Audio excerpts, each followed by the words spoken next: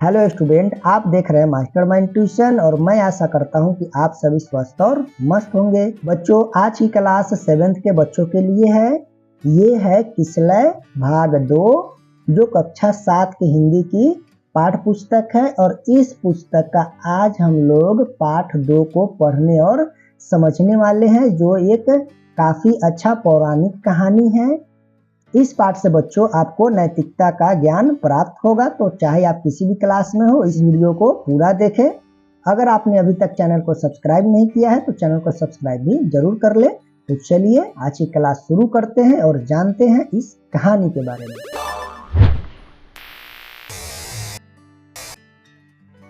तो ये है बच्चों किसलय भाग 2 का पाठ 2, जिसका नाम है नचिकेता। बच्चों, यह कहानी कठोपनिषद से संकलित है। बच्चों, उपनिषद, वेद, पुराण ये सभी हमारे पौराणिक ग्रंथ है और उसी उपनिषद का एक भाग है कठोपनिषद, जिससे इस कहानी को संकलित किया गया है, जो काफी अच्छा कहानी है। बच्चों, इस पाठ से आपको नैतिकता का ज्ञान प्राप्त होगा। कहानी भी काफी अच्छा है, चैप्टर बड़ा है, इसलिए क्लास थोड़ा सा बड़ा हो सकता है, लेकिन मैं आशा करूंगा कि आप पूरे क्लास को देखेंगे। तो चलिए समझते हैं नचिकेता की कहानी को। आज से सहस्त्रों वर्ष पूर्व महर्षि बाजसर्वा हुए। चूंकि बच्चों मैंने शुरू में ही आपको बताया कि यह कहानी पौराणिक है, तो सहस्त्रों का मतलब होता है हजारों, यानी कि हजारों वर्ष पहले एक बाजसर्वा नाम का जो है महर्षि हुए थे इस पृथ्वी पर। महर्षि बाजसर्वा का अधिकांश समय जप तप में बीता करता था। उनके पुत्र का नाम नचिकेता था। यानी नचिकेता कौन था? बाजसर्वा का पुत्र था। बाजसर्वा एक महान ऋषि हुए थे आज से हजारों वर्ष पहले, जिनका ज्यादातर समय जो है जप तप करने में बीतता था। नचिकेता पितृभक्त बालक था। पितृभक्त का मतलब होता है पिता का भक्त, पिता का आज्ञा मानने वाला। ठीक है, उसमें दृढ़ता, सत्य और धर्म के प्रति अगाध निष्ठा थी। नचिकेता जो बालक था उनके अंदर सत्य का, धर्म का, ये सब का जो है साहस का, ये सब में क्या था, काफी अधिक जो है श्रद्धा और भक्ति था। निष्ठा का मतलब क्या होता है? श्रद्धा या भक्ति। उसके मुखमंडल से तेज टपकता था। वह सहिष्णु था। बालक नचिकेता के इन्हीं गुणों के कारण पिता उससे अगाध स्नेह रखते थे। इस तरह नचिकेता पिता के लिए प्राणों से प्यारा बन गया था। बच्चों, नचिकेता जो था एक साहसी, धर्म को मानने वाला, सत्य बोलने वाला एक निष्ठावान बालक था। मुखमंडल पर एक अलग प्रकार का तेज जो है देखने को मिलता था। इसी कारण से नचिकेता से उनके पिता को काफी लगाव था। एक बार बाजसर्वा की इच्छा सर्वमेघ यज्ञ करने की हुई। इस यज्ञ में अपना सब कुछ दान कर देने के बाद ही फल की प्राप्ति होती है। इस बात को महर्षि बाजसर्वा अच्छी तरह जानते थे। यही बात उन्होंने अपने पुत्र नचिकेता को भी बताई थी। नचिकेता साधु प्रवृत्ति का बालक था। पिता की इच्छा जानकर उसे बेहद खुशी हुई। बच्चों, एक बार नचिकेता के जो पिता थे बाजसर्वा, उनको यह हुआ कि हम सर्वमेघ यज्ञ करेंगे, और इस यज्ञ में क्या था कि सब कुछ जब दान कर दिया जाता है, किन्हीं की इच्छा बाकी नहीं रहती है, तब जाके हमें यज्ञ का जो फल होता है वह हमें प्राप्त होता है। यह बात वे जानते थे, और जब यह बात उन्होंने नचिकेता को बताई तो नचिकेता भी काफी खुश हुआ, क्योंकि वह धार्मिक प्रवृत्ति का था और पिता का भक्त भी था। चलिए आगे क्या हुआ जानते हैं। यज्ञ के लिए शुभ तिथि निश्चित की गई। उस दिन सर्वमेघ यज्ञ का शुभारंभ हुआ। उसमें भाग लेने के लिए दूर दूर से ब्राह्मण पधारे, यानी आए। नचिकेता ने यज्ञ की एक एक क्रिया को, यानी काम को ध्यान से देखा। सभी क्रिया यथा समय पूर्ण होती गई, यानी कि जैसे एक के बाद एक जो है कार्यक्रम होता है वो सभी होता चला गया। सिद्धहस्त ब्राह्मणों ने नारियल की आहुति देकर उसे संपन्न किया। जो पंडित थे, जो मुख्य पुजारी थे, जो पुरोहित थे, उन्होंने क्या किया, नारियल की आहुति देकर यज्ञ को समाप्त किया। यज्ञ की समाप्ति पर महर्षि बाजसर्वा को अपना सब कुछ दान में दे देना था। यानी कि बाजसर्वा जो थे नचिकेता के पिता, वह जानते थे कि जो यज्ञ हम कर रहे हैं सर्वमेध यज्ञ, इसमें अपना सब कुछ दान करना पड़ता है। तो यज्ञ की जैसी समाप्ति हुई वे इस बात को जान गए कि अब हमें सब कुछ दान में दे देना है। ब्राह्मणों को अच्छा दान मिलने की पूर्ण आशा थी और जो पुरोहित थे, जो ब्राह्मण आए थे, उन्हें भी इस बात की आशा थी कि यहाँ पे हमें अच्छा दान जो है दान दक्षिणा मिलेगा। चलिए आगे क्या हुआ देखते हैं। यज्ञ की पूर्णाहुति के बाद महर्षि बादशर्वा उठे, अग्नि देवता को नमस्कार करके वे अपने गौशाला की ओर बढ़े। यानी गौशाला जहाँ को पाला जाता है उसे गौशाला कहते हैं। वे दान देने के लिए अपने गौशाला की तरफ आगे बढ़े। कब? जब यज्ञ समाप्त हो गया तो उनकी गौशाला में अनेक बढ़िया गायें थी।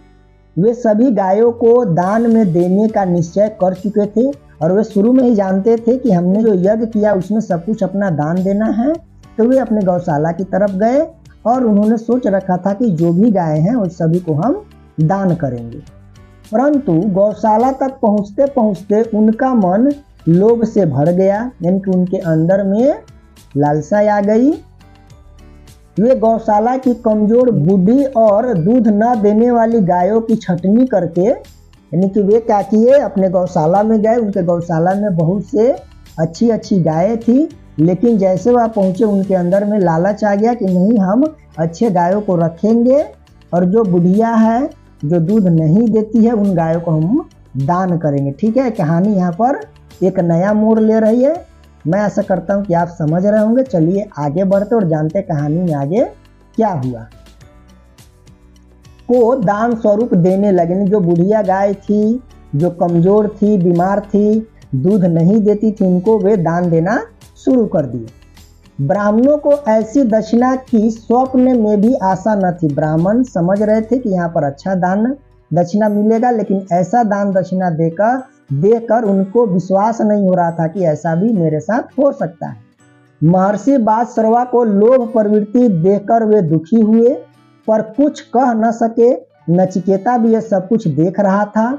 उसे पिता के निश्चय के बदल जाने से विशेष दुख था। उसने पिता के पास जाकर पूछा, पिताजी, आपने तो इस महायज्ञ में अपना सर्वस्व दान देने का निश्चय किया था, लेकिन आप अपनी प्रिय चीजें न देकर ये बूढ़ी व कमजोर गायों को ही दे रहे हैं। यानी बच्चों, नचिकेता जो थे वे और जो ब्राह्मण आए हुए थे महायज्ञ में, वे सभी को इस बात से दुख था, हमें बूढ़ी गाय और दूध न देने वाली गायों को दान में दिया जा रहा है। और उन्होंने पिताजी से कहा, नचिकेता, कि आप तो कहे थे कि हम सब कुछ अब दान कर देंगे, लेकिन हम देख रहे हैं कि आप अपने प्रिय वस्तुओं को दान में नहीं दे रहे हैं। महर्षि बादशर्वा पुत्र की ओर देखकर तनिक मुस्कुराए, पर बोले कुछ नहीं। वे वैसे ही गायों का दान करते रहे। अब नचिकेता से नहीं रहा गया, उसकी सहन शक्ति समाप्त हो रही थी।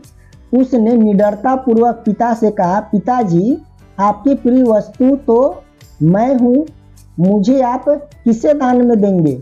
इतना सुनते ही महर्षि बादशर्वा के अधरों की मुस्कान लुप्त हो गई, यानी चली गई। उसका स्थान क्रोध ने ले लिया। जो थोड़ा देर पहले मुस्कुरा रहे थे, यानी कि उनका जो बालक था, यानी कि जो लड़का था नचिकेता, वे उनको टोके कि ये कमजोर और बूढ़ी गायों को आप क्यों दे रहे हैं, लेकिन वह मुस्कुराए और उन्हें लगा कि यह बालक अभी समझदार नहीं है, नहीं समझ पाएगा, और वे उन बूढ़ी गायों को ही दान में देते रहे। लेकिन जब नचिकेता का सहन शक्ति, यानी कि उनके जो सहने का जो क्षमता था, वे जब अधिक हो गया, सहन नहीं हुआ, तो वे गुस्सा होकर निडरता पूर्ण, यानी बिना डरते हुए पिताजी से बोले कि पिताजी, आपकी प्रिय वस्तु तो मैं हूँ, यानी कि आपका तो सबसे प्यारा चीज मैं हूँ, मुझे आप किसे दान में दे रहे हैं?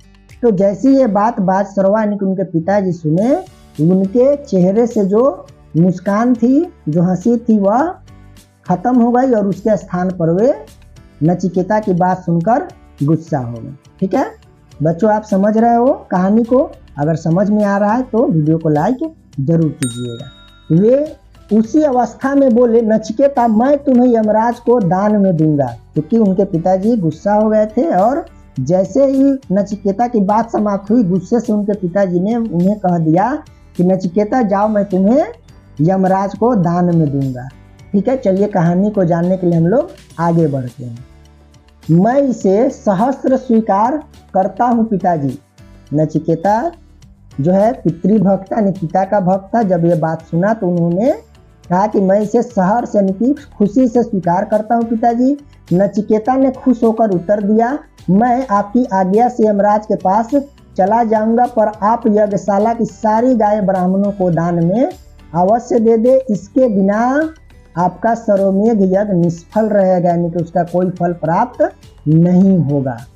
महर्षि बासरवा के मुख से क्रोध में निकला, छोटे मुंह और बड़ी बात करता है, यज्ञ की मुझे चिंता होनी चाहिए, तुझे नहीं।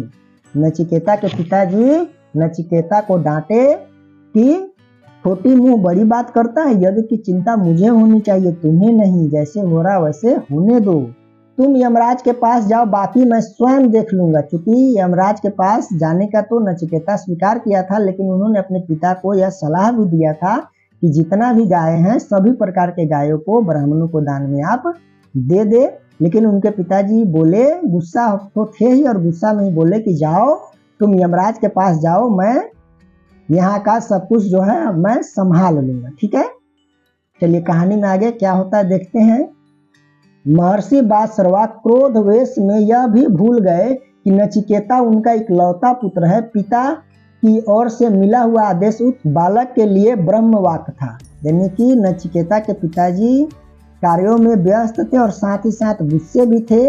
उन्हें इस चीज का थोड़ा सा भी आभास नहीं था कि नचिकेता उनका इकलौता जो है पुत्र है, जिसे वह इस तरह की बातें कर रहे हैं। और वह भी बालक कैसा है, पितृभक्त है, पिता की आज्ञा का पालन करने वाला है, और वह यमराज के पास जाकर ही रहेगा। उधर दृढ़ निश्चय नचिकेता ने एक क्षण भी खोना ठीक नहीं समझा।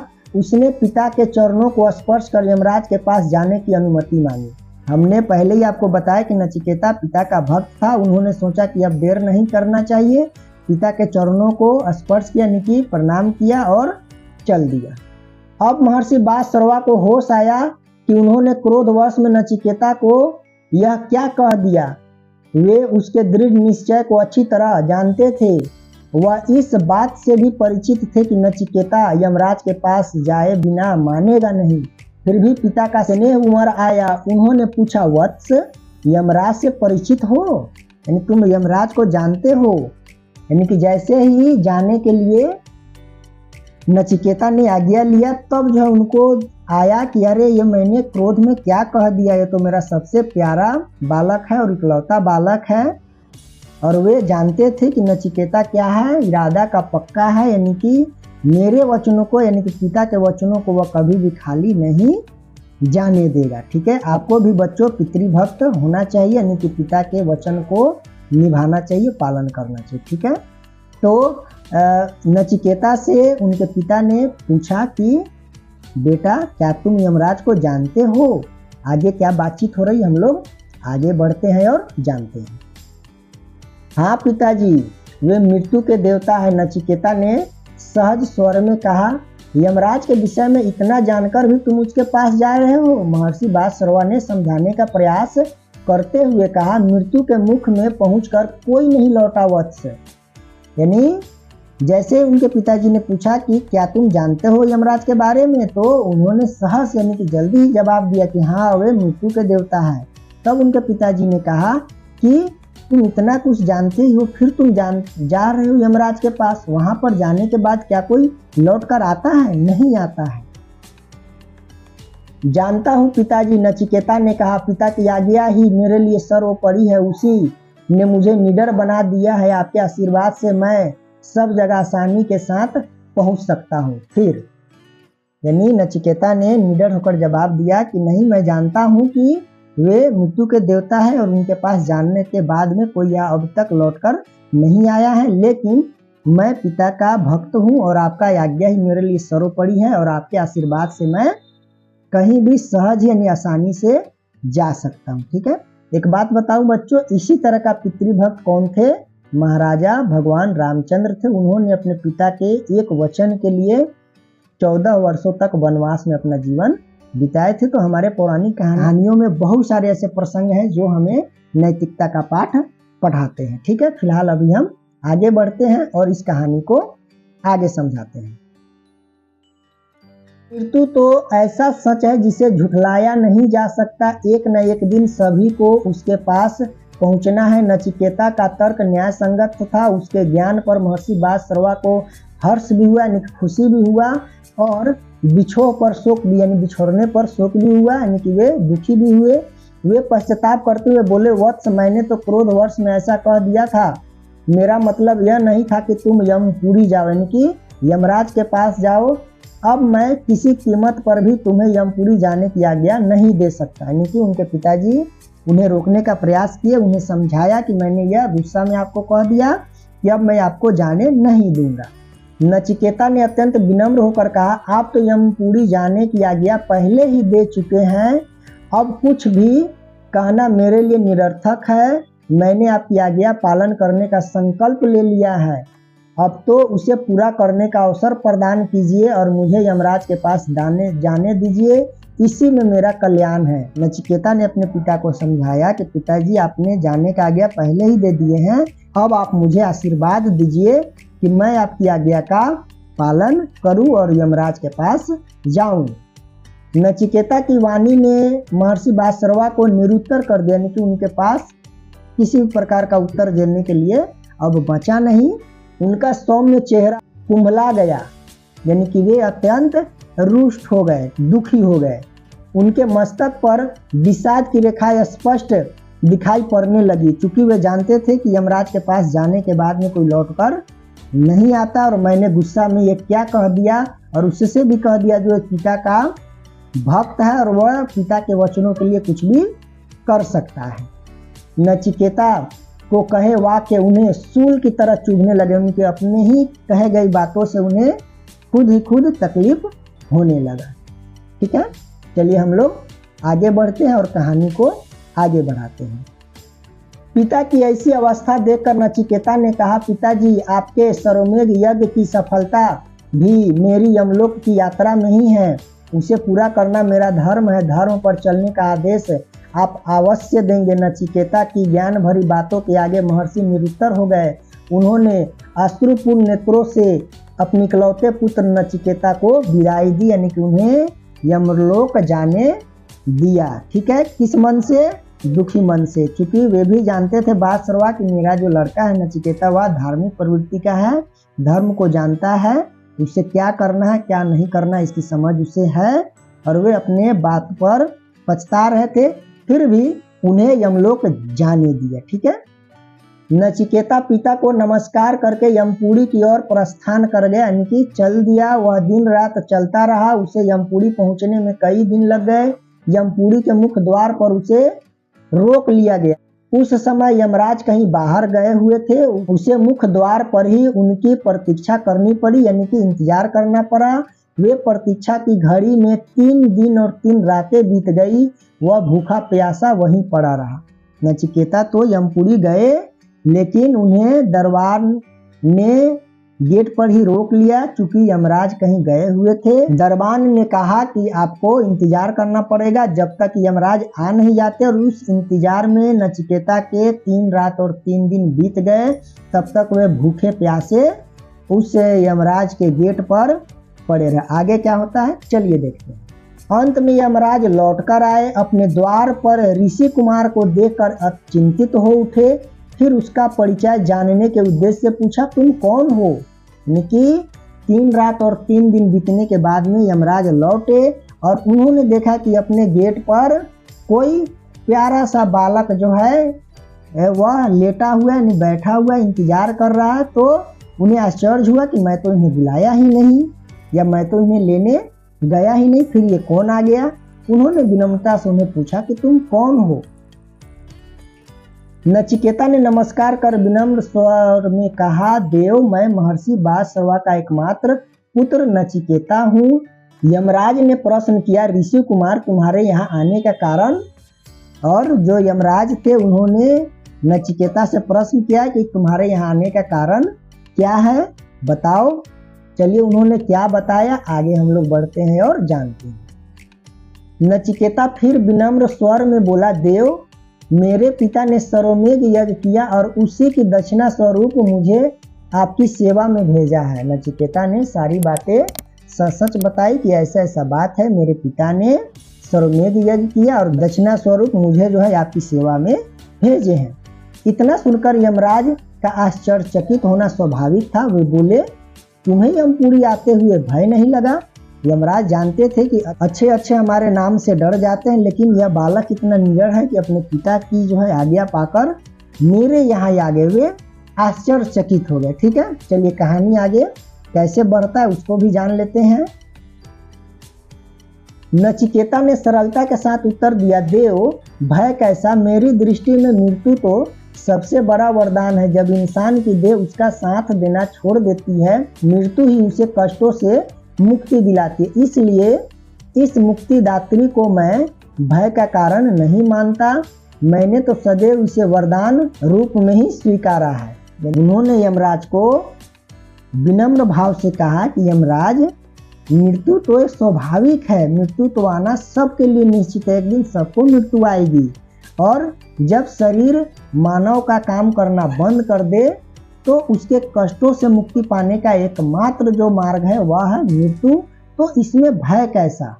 बालक नचिकेता की बातें ज्ञान और रहस्य से भरी हुई थी। इतना अल्प अवस्था में यानी कि छोटी उम्र में इतना गुणवान होना किसी बिरले ही काम है, किसी बिरले का ही काम है। यानी कि बालक नचिकेता इतना छोटा था और इतना ज्ञान भरी बातें करता था कि यमराज भी सुनकर आश्चर्यचकित थे।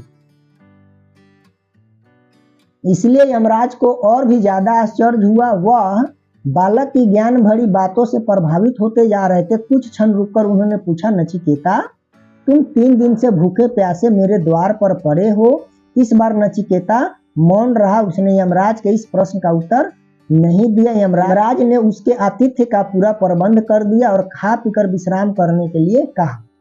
अंत में नचिकेता से यमराज ने पूछा कि तुम मेरे इंतजार में 3 दिन तक भूखे प्यासे रहे। तो इस पर बालक नचिकेता मौन रहने की खामोश। उन्हें इंतजार करना पड़ा, इस बात का उन्हें दुख था, इसलिए वे चुप रहे। लेकिन यमराज जी बालक के मनोदशा को समझ गए। उन्होंने उन्हें अतिथि की तरह सत्कार किया और उन्हें खिला पिलाकर आराम करने को भेज दिया। बालक नचिकेता ने यमराज का आतिथ्य स्वीकार कर लिया। वह खा पीकर विश्राम करने लगा। अगले दिन जब वह सोकर उठा तो यमराज ने उसे बुलाया।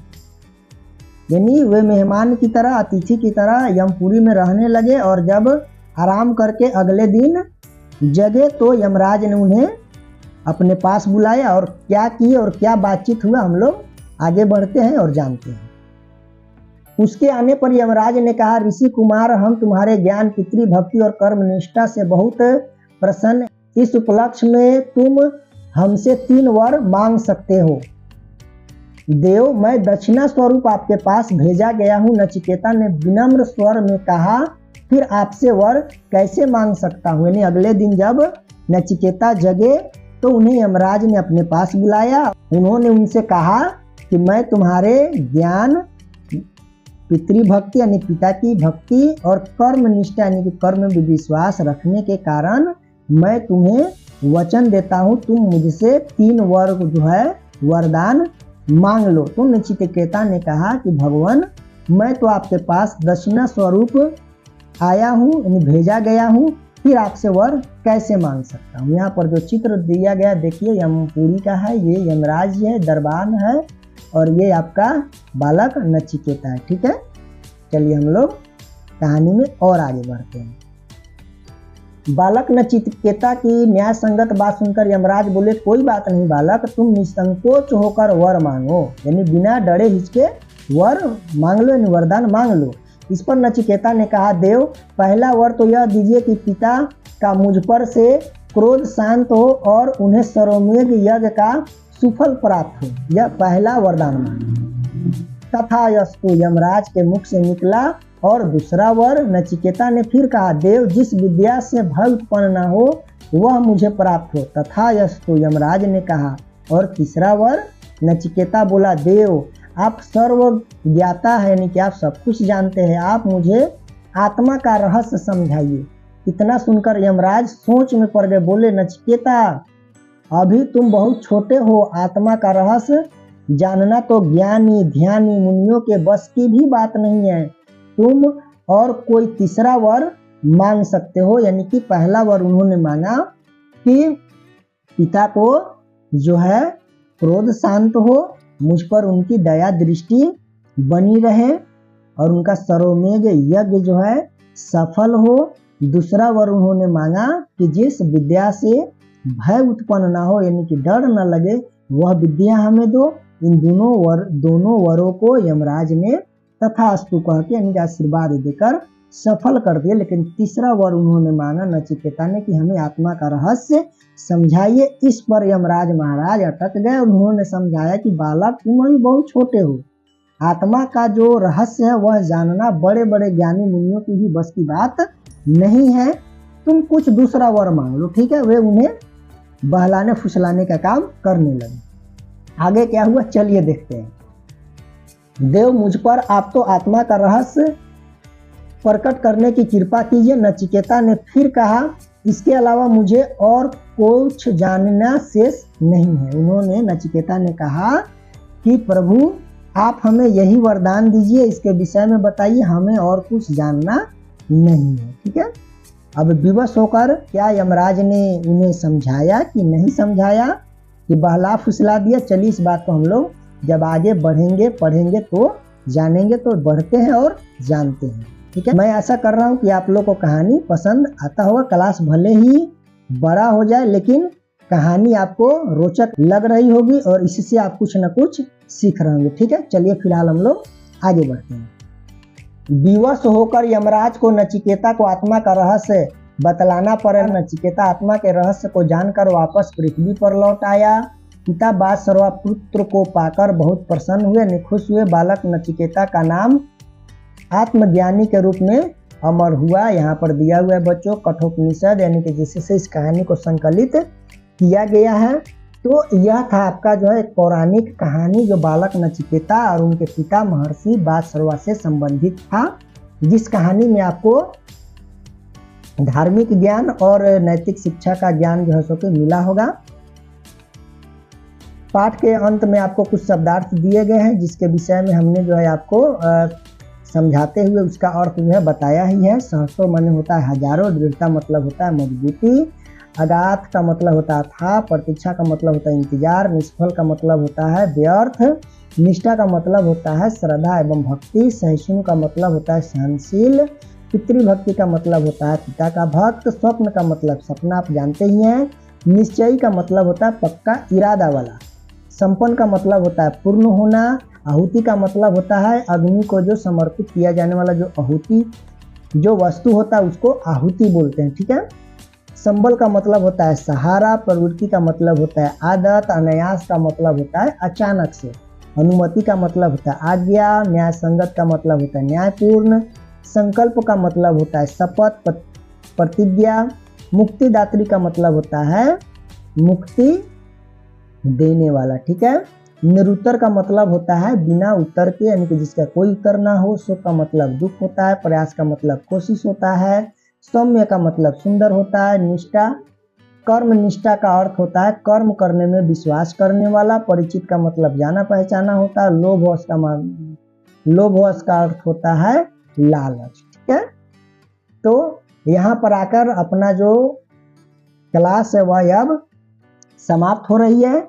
अगर बच्चों वीडियो आपको पसंद आया हो, मेरे द्वारा समझाई गई बातें अगर आपको अच्छी लगी हो तो वीडियो को एक लाइक जरूर कीजिएगा। अगर आप कमेंट करना चाहें तो कमेंट भी कर सकते हैं, क्योंकि क्लास 6 से लेकर और क्लास 8 तक की जितनी भी वीडियो बनती है उसमें कमेंट सेक्शन खुला रहता है, क्योंकि मेरा मानना है कि आप लोग कुछ परिपक्व हो गए हैं कि आप अच्छा और बुरा कमेंट को समझते होंगे अच्छे से, ठीक है। तो कमेंट भी कर सकते हैं। अभी तक आपने अगर चैनल को सब्सक्राइब नहीं किया है तो चैनल को सब्सक्राइब भी जरूर कर ले। तो मिलते हैं आपसे अगले वीडियो में, तब तक के लिए जय हिंद।